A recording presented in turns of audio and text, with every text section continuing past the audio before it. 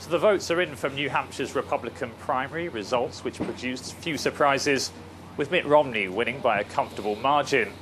So where does this leave the Republican Party in the battle to take on Barack Obama in this year's election in November?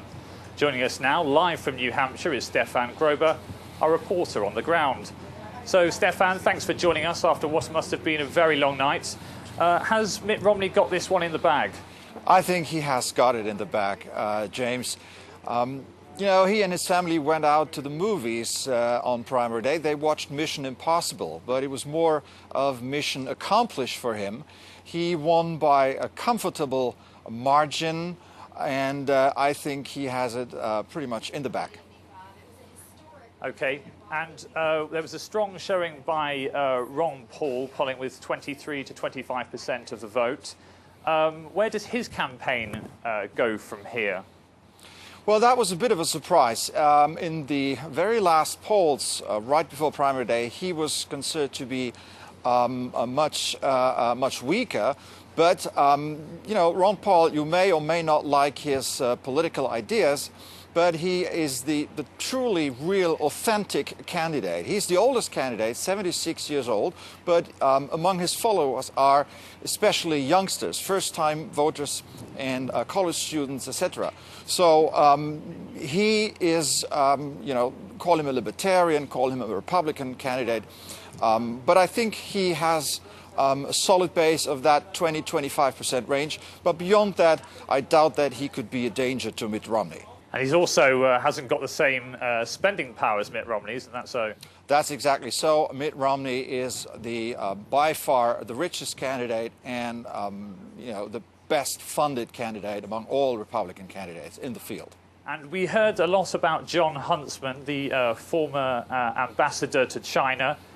He was said to be surging in the polls right at the last moment, but then he came in a very disappointing third place. I guess he's now down and out. We can count him out of the Republican race. Well, officially, he's still in the race. He was a bit of an unknown quantity and a little bit of a threat to Mitt Romney because he is fishing in the same pond. He is a moderate Republican. He's not a conservative. He has a strong CV like Mitt Romney. He has good looks. And, of course, you know, he is a member of the Republican establishment, and a strong showing of Jon Huntsman would have been a danger to Mitt Romney, but that did not materialize. Huntsman announced already that he wanted to carry on into South Carolina, but I guess Mitt Romney is by far the strongest establishment candidate.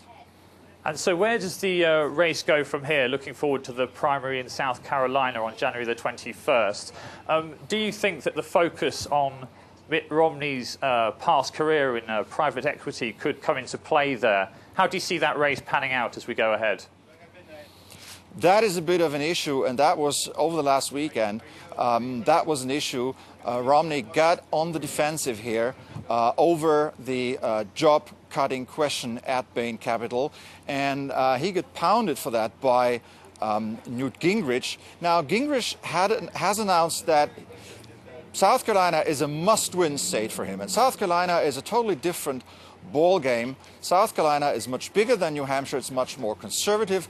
There are many more evangelicals, and that is the electorate that Newt Gingrich is aiming at. So it will be a difficult play here.